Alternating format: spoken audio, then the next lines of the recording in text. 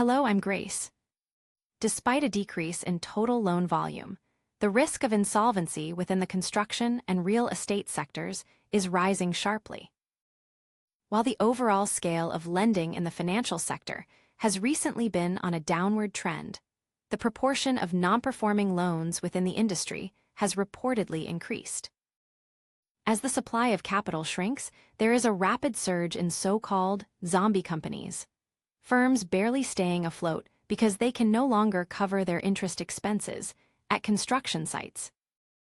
In particular, as the stability of the real estate project financing (PF) market deteriorates, a chain reaction of crises is being observed, stretching from the initial bridge loan stage to the main PF stage. According to reports, even major construction firms such as Hyundai Engineering and Construction, Lot Engineering and Construction, and SK Ecoplant are not entirely immune to this liquidity crisis. While mid-sized construction companies are barely holding on by clinging to public sector projects, the overall liquidity crunch in the market appears to be an unavoidable trend.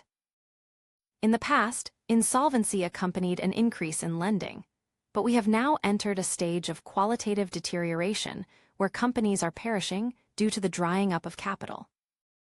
The core issue is not simply the reduction in loans, but a phenomenon of supply stoppage where businesses themselves grind to a halt because no new capital is flowing in. The risk of unsold properties, where capital remains tied up because completed buildings fail to find buyers, is further exacerbating the cash flow problems of construction firms. This is likely to lead beyond simple corporate management difficulties toward a structural flaw that paralyses the entire capital circulation of the construction ecosystem.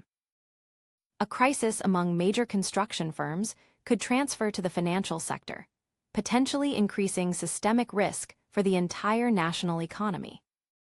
From a supply perspective, the contraction of new projects by construction firms could act as a trigger for future housing shortages in the market. Ultimately, insolvency in the construction industry will cause a long-term imbalance in real estate supply and demand, creating a vicious cycle that increases housing price volatility. The current crisis is not a temporary shortage of funds, but a complex situation intertwined with structural changes in the real estate market. It is now time for the government and the financial sector to precisely monitor market liquidity flows and prepare sophisticated countermeasures to prevent a chain of defaults. I'm Grace, thanks for watching.